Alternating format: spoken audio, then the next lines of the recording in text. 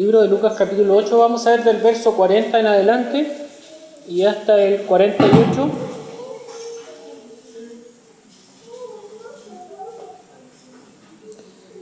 Dice la palabra de Dios: cuando vino Jesús, le recibió la multitud con gozo, porque todos le esperaban. Entonces vino un varón llamado Jairo, que era principal de la sinagoga, y postrándose a los pies de Jesús, le rogaba que entrase en su casa, porque tenía una hija única, como de 12 años, que se estaba muriendo. Y mientras iba, la multitud le oprimía. Pero una mujer que padecía de flujo de sangre desde hacía 12 años y que había gastado en médicos todo cuanto tenía y por ninguno había podido ser curada, se le acercó por detrás y tocó el borde de su manto, y al instante se detuvo el flujo de sangre. Entonces Jesús dijo: ¿quién es el que me ha tocado?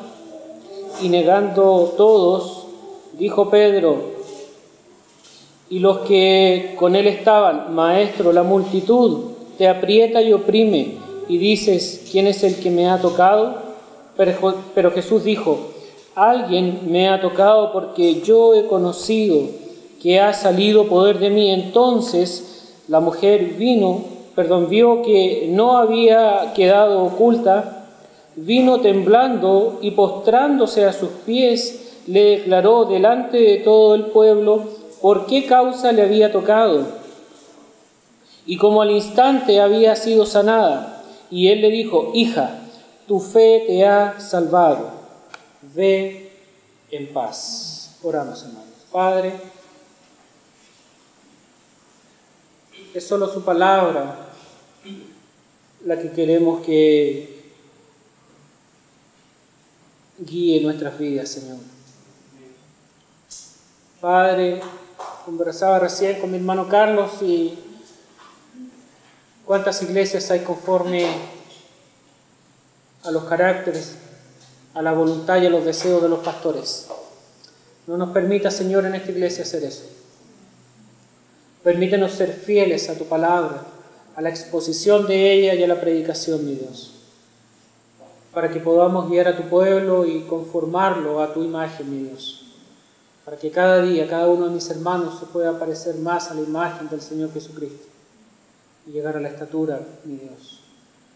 Gracias por esta tu palabra, y permítenos ahora ser exhortados por ella, corregidos, animados, redimidos y, ¿por qué no, Señor?, también salvados por ella. Gracias, Señor, por cada uno de los que aquí está hoy día escuchando. Todos han dedicado tiempo para poder escuchar de tu palabra. Gracias. Gracias por los que te conocen, por los que han dedicado su vida y han entregado su vida para ti. Y también gracias porque si hay alguien que no te conozca, tal vez, y esperamos que así sea el día de salvación. Gracias, mi Dios, por todo. En el nombre de Jesús. Amén.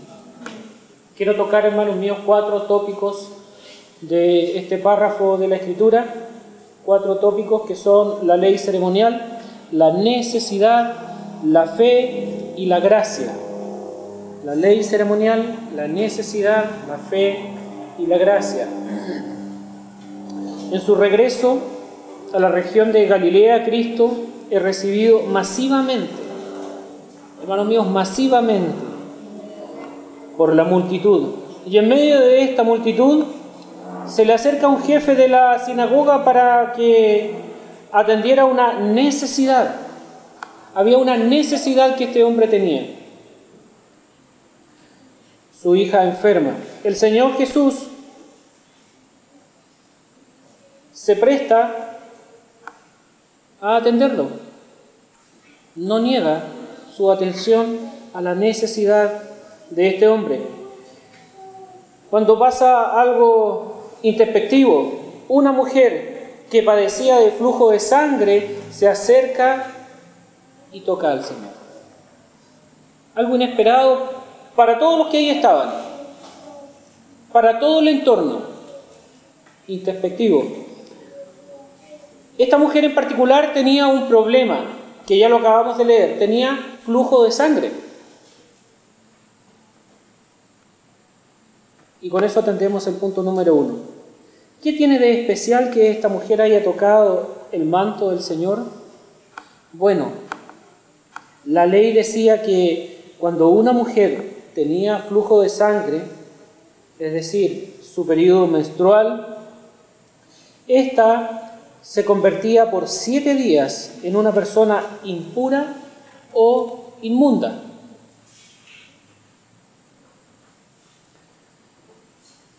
A ella, sí a ella, pero no solo ella era inmunda, sino que además lo que ella tocara, todo lo que ella tocara era considerado también inmundo.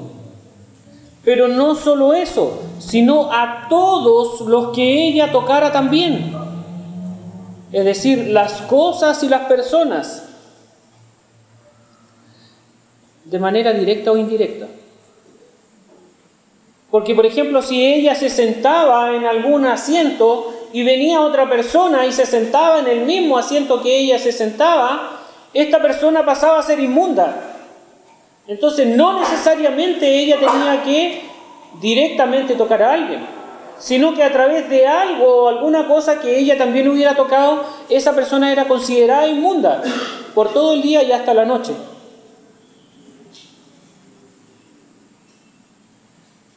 Además, lo que por ejemplo se sentaron, como dije, donde ella se había sentado, los que se acostaron donde ella se había acostado, y todos los que se contactaban con ella, directa, hermanos míos, o indirectamente, pasaban a ser automáticamente inmundos o impuros hasta el otro día, como les dije. La idea de todo esto, que a nosotros nos parece exagerado tal vez, tiene varias razones. Una, el contexto histórico nos dice que en ese tiempo la higiene era absolutamente distinta. A veces a nosotros nos cuesta concebir, con todos los adelantos y la tecnología que tenemos hoy día, concebir situaciones como esta. A alguien de las generaciones modernas se le podría ocurrir lavar en una artesa a escobilla, viviendo en Santiago, porque de repente alguien del sur, de alguna parte extrema, podría hacerlo, pero viviendo en Santiago, con la tecnología que hoy día existe, y voluntariamente además lavar refregando a mano y después poner una tabla de lavar y lavar en artesa, algunos ni las conocen. ¿De qué está hablando el pastor? La mayoría yo creo que ni las conoce de los jóvenes. No conocieron la artesa, la tabla de lavar. Sí, me tocó lavar en esa. Me tocó lavar en esa artesa y tabla de lavar. Entonces, las concepciones que hoy día nosotros tenemos no nos permiten vislumbrar exactamente el porqué y de las condiciones higiénicas que existían en ese momento. No existía un baño como el que tienen ustedes, hermano. No existía un baño que estaba dentro de la casa con las comodidades que ustedes tienen. Tal vez un bidet. No existía. Entonces las condiciones que hoy día tenemos no tienen nada que ver con las que tenían en ese momento. Entonces, había un problema de higiene que necesitaba ser resuelto. No podía contaminarse. No existían las toallas higiénicas de las mujeres. No existían. Entonces, ¿cómo pensar una chica de 20 años? ¿Cómo se podía vivir sin una toalla higiénica? Era imposible poder pensar vivir en un periodo sin toalla higiénica. Es imposible. No se podría vivir. Sí, se puede. Se puede. Se puede porque en esta generación se vivía, y nuestros abuelos, nuestros ancestros y aún nuestras madres, bueno, la mía, la de los más jóvenes tal vez no, tenían otros medios para conservar la higiene. No existían los bidés ni los baños, como les digo, como los conocemos hoy. No solo era eso, conservar la higiene, sino que básicamente con que Dios demandaba de ellos también, hermanos míos, de los hebreos estamos hablando, ser un pueblo especial, ser un pueblo distinto, ser un pueblo aprobado, santo, apartado para Él, puro, para el servicio y la adoración. Entonces Dios demandaba de ellos no solo por concepciones higiénicas, sino que además por concepciones puras que tenían que ver con apartarse para Él. Dios estableció para ellos un trato especial, distinto. Quiero que me acompañen al libro de Levíticos capítulo 15.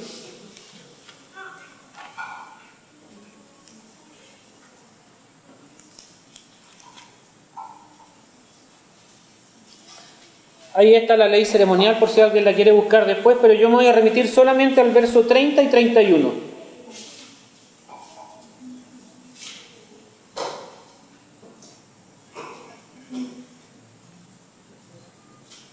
Dice, y el sacerdote hará del uno ofrenda por el pecado y del otro holocausto, y la purificará el sacerdote delante de Jehová del flujo de su impureza. Así apartaréis de sus impurezas a los hijos de Israel, a fin de que no mueran por su impureza, por haber contaminado mi tabernáculo que está entre ellos. Era una concepción bastante, hermanos míos, profunda, mucho más de lo que podemos tal vez siquiera poder entender intelectualmente. Acá la Escritura nos dice que no bastaba, hermanos míos, con que ella, la mujer, se le terminara su periodo. No pasaba automáticamente a ser pura de nuevo cuando se terminaba su periodo, sino que debía haber sacrificio por parte del sacerdote. El sacerdote debía ofrecer sacrificio a Dios para que esta mujer volviera a ser pura. Quiero que me acompañen al libro de Marcos capítulo 5. Me voy a estar moviendo entre Marcos y Lucas permanentemente, porque es un muy buen complemento, Marcos, de la misma historia que estamos viendo en Lucas. Entonces, por un tema de ley ceremonial, que es el punto número 1, la mujer pasaba a ser impura. Quiero que veamos desde Marcos 5, desde el verso 25 al 28. Dice, pero una mujer que desde hacía 12 años padecía de flujo de sangre y había sufrido mucho de muchos médicos y gastado todo lo que tenía y nada había aprovechado, antes le iba peor. Cuando oyó hablar de Jesús, vino por detrás entre la multitud y tocó su manto, porque decía, si tocare tan solamente su manto, seré salva. Vemos en este relato que ella tenía una gran necesidad, que es el punto número 2. Ciertamente había una gran necesidad en ella. Una mujer que padecía de hemorragia, hermanos, desde 12 años. Imagínense si ya el periodo menstrual para las mujeres es latoso. Es latoso. Ninguna mujer puede decir, no, a mí me gusta, yo ojalá tuviera 3 periodos al mes. No creo, ¿cierto? No. Es latoso. Para todas las mujeres que yo conozco.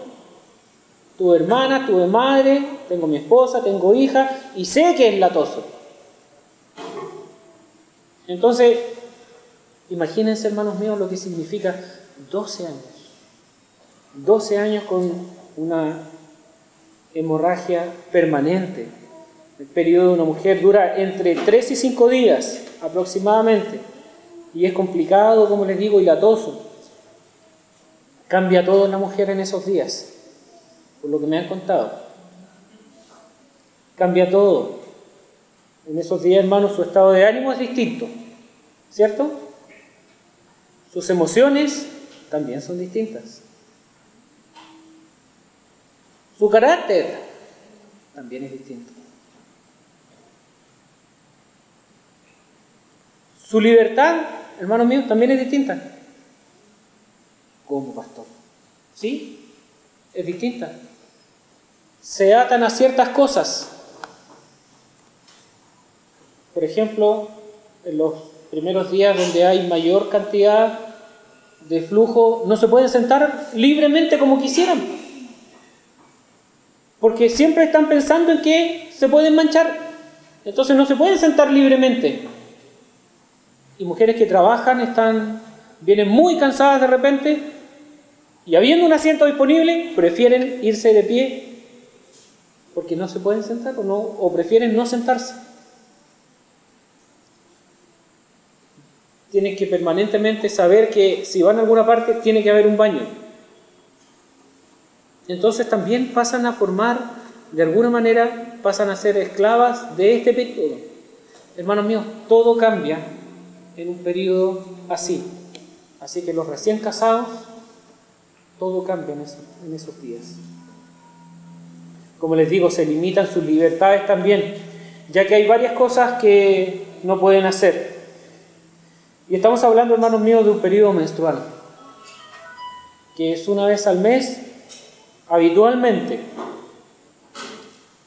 Hoy, con todos los adelantos y posibilidades que existen, y como ya dijimos, no debiera durar más de 5 días aproximadamente, imagínense a esta pobre mujer. Realmente pobre mujer. Pobre mujer no solamente por lo que estábamos hablando, por muchos otros aspectos, que estaba en esta condición por ya 12 años. Y no solo con esta condición, sino que había visto y visitado a muchos médicos. Y la Escritura nos da a entender que ella seguía todos los tratamientos que se le prescribían, sin alcanzar el éxito esperado. Al contrario, se había gastado todo lo que tenía, todo su patrimonio, sufrido de la mano de muchos médicos, también nos dice la Escritura. Había sufrido de la mano de muchos médicos, no solo se había gastado todo, hermanos míos, como lo dice el verso 26 de Marcos, ya había sufrido mucho de muchos médicos y gastado todo lo que tenía. Hermanos míos, cuando dice que había gastado todo lo que tenía, el escenario debe ser horrible, haber gastado todo su dinero en médicos, haber vendido cosas, porque dice patrimonio, haber vendido cosas, haber empeñado cosas, y no sabemos cuál es el alcance real de su patrimonio, de toda la pérdida. Pero debe haber sido muy alto, hermanos míos. Debe haber sido muy alto el patrimonio que tiene que haber gastado ella. Y el sufrimiento de pasar de un médico a otro y ver que ningún tratamiento era efectivo, hermanos míos. Ningún tratamiento. Había gastado todo lo que tenía y nada le había sido de provecho. Más bien, dice la Escritura, iba de mal en peor. De mal en peor. ¿Qué iba de mal en peor? ¿Qué iba de mal en peor? No, hermanos míos, no solamente su salud, no solo su salud física, sino que también su salud emocional. Hermanos míos, cuando estamos enfermos y no tenemos un diagnóstico claro, es peor. Cuando tenemos un diagnóstico claro, sabemos cómo enfrentar cierta enfermedad y estamos de alguna manera emocionalmente preparados para enfrentar la enfermedad, la dificultad, cualquiera sea. Pero cuando no hay un diagnóstico, hermanos míos, y no hay remedio, y tú vas de un médico a otro, y a otro, y a otro, y así por mucho tiempo, hermanos míos, eso es desesperante. Yo siempre digo como frase, la incertidumbre mata. Hermanos míos, la incertidumbre mata. Cuando uno no sabe qué hacer, qué va a hacer, qué esperar, hermanos míos, uno está peor. Las emociones de uno empiezan a jugar también en contra. Entonces la mujer ciertamente se estaba deteriorando, no solo su salud física, sino también su salud emocional. En ese tiempo no creo que haya existido la depresión, sino ciertamente ella tenía depresión. pero la salud emocional también. No solo su salud física, emocional, su economía, hermanos míos. Su economía también se había deteriorado. Se había deteriorado al punto, dice la Biblia, que había perdido todo. Que ya no tenía nada. No sé, como les dije, cuál es el alcance. A lo mejor había perdido casa, yo no lo sé. Pero que había perdido todo, sí, eso sí sé, que la Biblia lo dice. No solo había perdido su salud física, emocional, económica, sino que también había perdido su familia, hermanos míos. Esta mujer había perdido su familia, porque nadie podía acercarse a ella. Porque nadie podía compartir con ella. Porque no podía ser tocada por nadie. Porque no podía ser tocada por nadie. Había perdido su vida por completo. Había perdido aún su propia naturaleza, su propia identidad. 12 años, hermanos míos, en esta condición. Una vida aislada por completo. Su familia, su entorno. ¿A quién acudir? Si las únicas personas que la podían ayudar desde la perspectiva de la salud eran los médicos y no lo estaban haciendo. Qué vida, hermanos míos, más miserable. Qué vida más miserable. Los hombres, hermanos míos, no servimos para estar solos, ni las mujeres tampoco. No servimos para estar solos. Y esta mujer tiene que haber estado sumida en la soledad más profunda. Aquí es cuando yo pienso a veces, y nos ha tocado escuchar muchísimo, sobre todo a los pastores, cuando dos personas se unen en matrimonio y al tiempo después se quieren desunir. Y el uno no quiere saber más del otro, no quiere saber más de él. Hermanos míos, no nacimos para estar solos.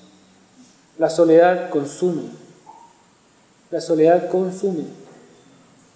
La vida es miserable. Todos somos seres sociales. Somos comunitarios. Todos necesitamos un entorno. Todos, hermanos míos, lo necesitamos.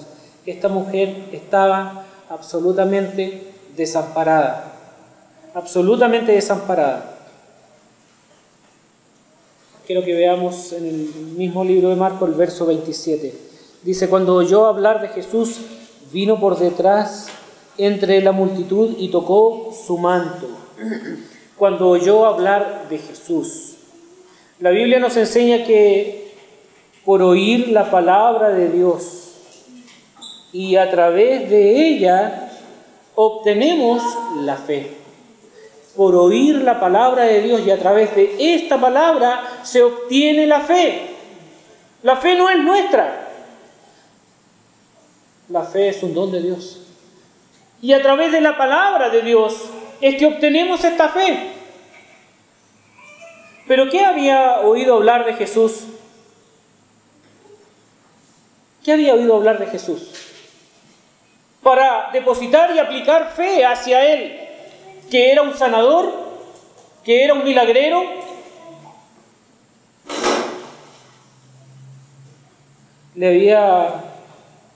Si ella hubiera creído eso del Señor Jesús, le habría hablado a distancia. Le habría hablado a distancia, no se hubiera acercado a Él.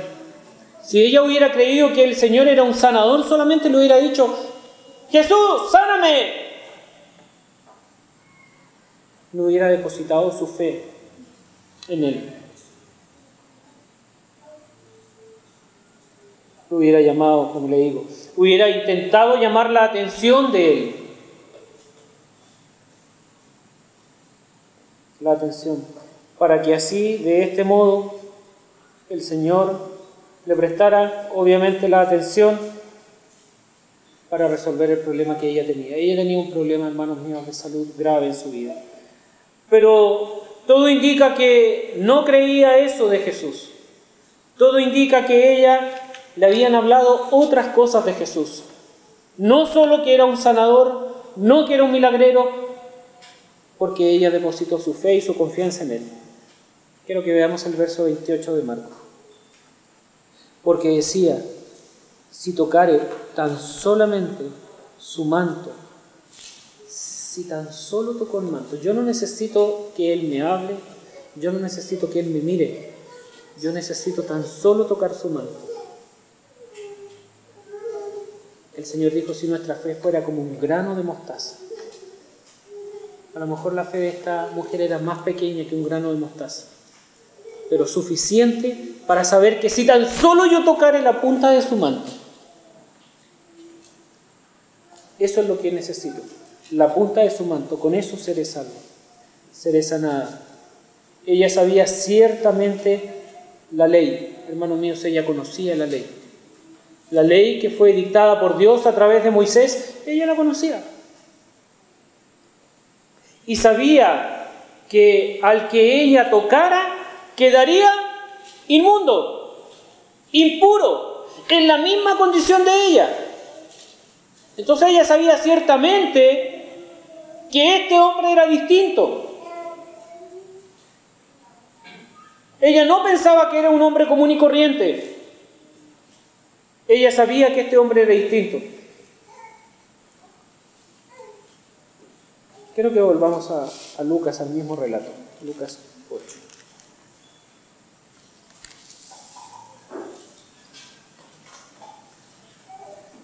Curiosamente, Lucas nos está contando esto y Lucas era médico. Y Lucas no se avergüenza de decir que había gastado y los médicos mismos se habían aprovechado. Muchos médicos habían hecho cosas que tal vez no eran éticas. Tal vez habían dado tratamiento, ahí no existían los ginecólogos, eran médicos. El médico era el sanador de todos los males. Yo hoy día me sorprendo porque uno quiere ir al dentista, pero hay 40 distintos. ¿Sí? Uno tiene que sacar hora y va al médico y uno le pone la anestesia y al otro día tiene que ir y sacar hora para que otro le haga otra cosa. Y otro le abre el hoyito y después saca hora para que otro se lo tape. O sea, los médicos dentistas hoy día son increíbles. 40 gamas distintas de médicos dentistas y uno le va pagando a todos un poquito. Un poquito. No es tan caro, pero un poquito a todos. Y uno saca la cuenta después, era caro. Pero todos los médicos hacen algo distinto. En esta época no. Era el médico de todos los males, de todas las enfermedades. Así que no estaba el ginecólogo especialista en tratarla a ella. Lucas era médico y él dice abiertamente de sus propios colegas. Como les digo, que por cierto era médico y sabía claramente de lo que estaba hablando en este caso. Él sabía lo que significaba un flujo de sangre por 12 años. No solo porque era médico, sino que porque conocía al Señor Jesús también. Y además conocía la ley de Moisés. Entonces conocía todo. Tenía todo el espectro amplio para poder dar su opinión. Veamos lo que dice Lucas en el verso 45. Estamos en Lucas 8. Entonces Jesús dijo, ¿quién es el que me ha tocado? Y negando todos, dijo Pedro y los que con él estaban, Maestro, la multitud te aprieta y oprime, y dices, ¿quién es el que me ha tocado? ¿Quién otro sino Pedro podría haber contestado primero? Obviamente era Pedro el que iba a decir, pero Señor, si Pedro era el más impulsivo, el Señor abría la boca y Pedro estaba ahí. Para lo bueno y para lo malo, para embarrarla y para acertar. Pero siempre era Pedro el que... ¿Quién otro sino Pedro, el mismo? Le contesta, Maestro, la multitud te aprieta, presionan, oprimen, y tú preguntas, ¿quién te está tocando? Jesús dice, alguien me ha tocado porque ha salido poder de mí. Era imposible que la gente no lo tocara. Hermanos míos, Jesús iba pasando y la gente se agolpaba sobre él. La gente quería ser sanada de sus males y la gente se agolpaba para ver a Jesús. Era imposible que no fuera a lo menos tocado o rozado por la gente. Pero esto era diferente, esto era distinto, esto no era lo tradicional, lo habitual. El Señor sabía que esto era distinto. No estoy hablando de los que me rozan casi sin querer o con querer buscando algo de mí. No estoy hablando de eso. Alguien me tocó de una manera distinta. Alguien está haciendo algo distinto. Veamos qué dice el verso 27. Entonces, cuando la mujer vio que no había quedado oculta, vino temblando y postrándose a sus pies, le declaró delante de todo el pueblo por qué causa le había tocado y cómo al instante había sido sanada. La mujer, hermanos míos, asustada, debe haber estado muy asustada. Asustada porque conocía la ley, conocía las supuestas consecuencias que le podía traer esto también. Declara su verdad delante del Señor. Pero fíjense en algo que, hermanos míos, ciertamente no es menor. Con la actitud correcta, postrada y humillada ante el Señor. Aun cuando ella sabía que eventualmente estaba haciendo algo que no debió haber hecho, desde la perspectiva de la ley social, ella sabía que no debía estar haciendo esto. Ella se postra delante del Señor porque lo reconoce. Esto también nos indica que ella sabía ciertamente que Él no era un milagrero y un sanador de enfermedades, que por cierto sí lo puede hacer, pero no es eso lo que el Señor es. Les recuerdo, hermanos míos, una vez más que la ley decía que a cualquiera que ella tocara quedaría inmundo o impuro. Pero acá no sucedió eso.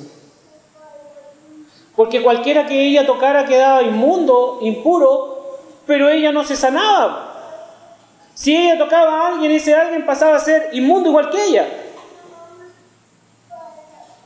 Acá hay una gran diferencia. Este es el punto número 4. La gracia del Señor.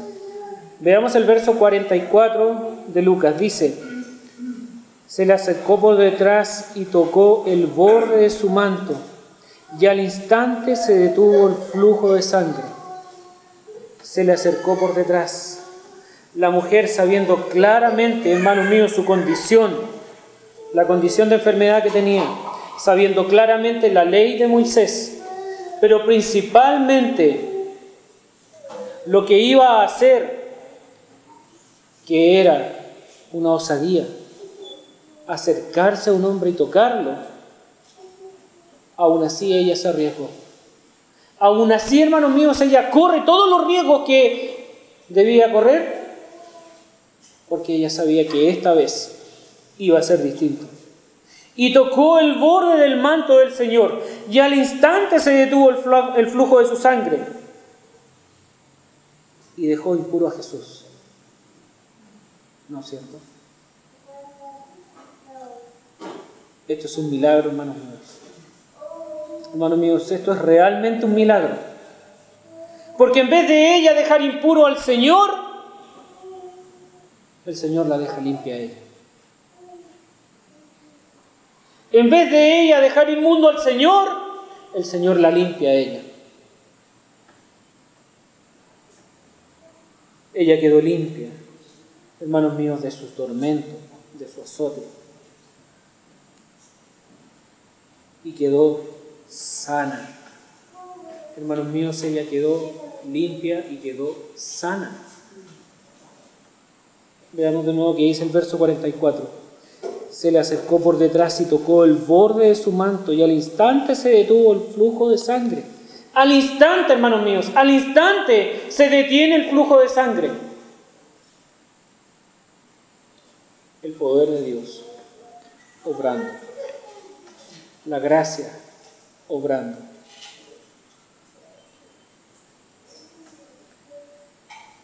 Veamos qué dice el verso 48.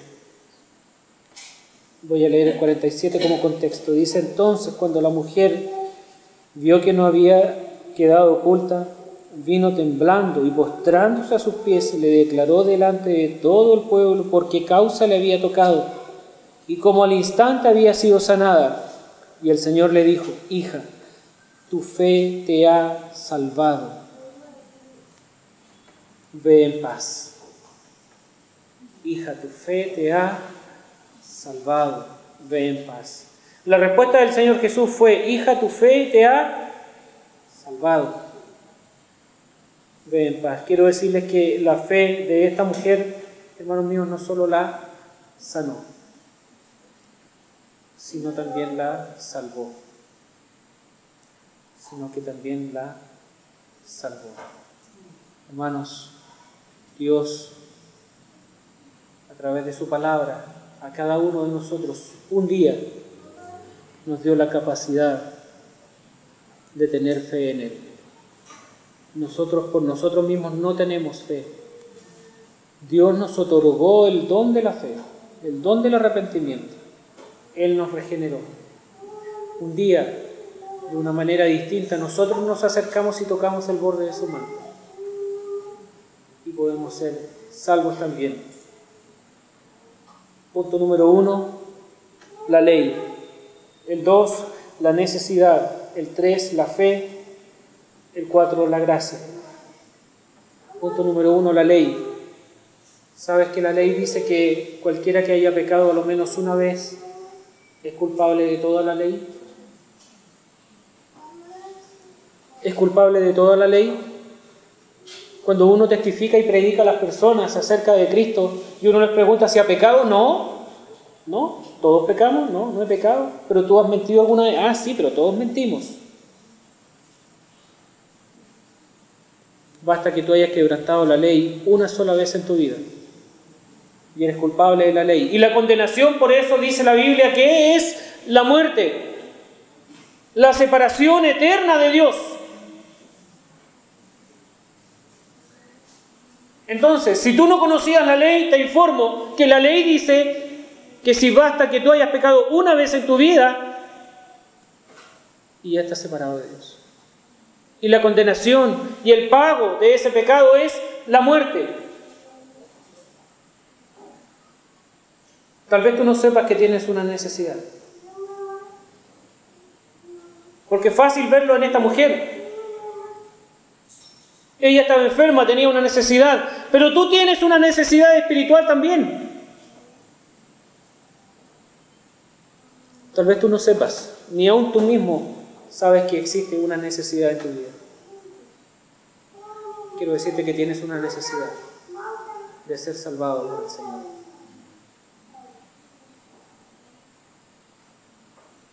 Tú podrás pensar, pero yo no tengo fe. ¿Cómo esta mujer dijo, si tan solo tocar? Ella tenía fe, yo no tengo esa fe. Quiero decirte que esa fe la otorga el Señor Jesucristo. Quiero decirte que la fe viene por el oír, dice la Escritura. Y el oír por la palabra de Dios. ¿No tienes fe? Dios te la entrega a través de su palabra.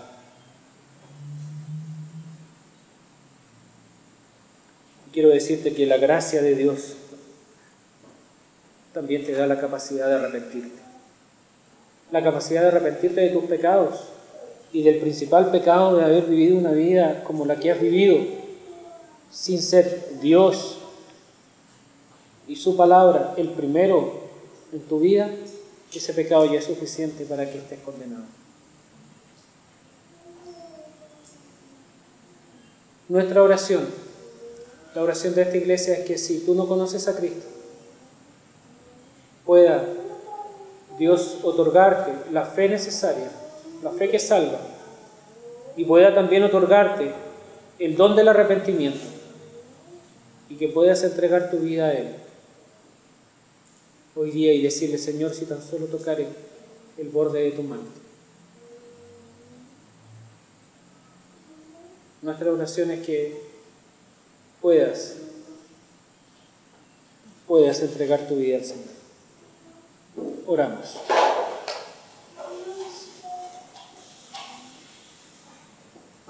Señor, agradecemos la oportunidad de poder escuchar su palabra y predicar su palabra, y pedimos, Señor, que nos dé también las capacidades para vivir su palabra.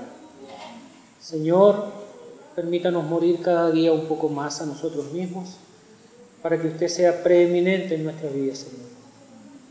Queremos su señorío sobre nosotros. Ayúdenos, Señor. Permítanos seguir siendo una familia que honra, exalta su nombre, mi Dios. Gracias por todos los que han llegado y ruego, Señor, por favor, que hoy sea el día de salvación para aquellos que aún no han entregado su vida. Gracias, mi Dios. Bendíganos. En el nombre de Jesús. Amén.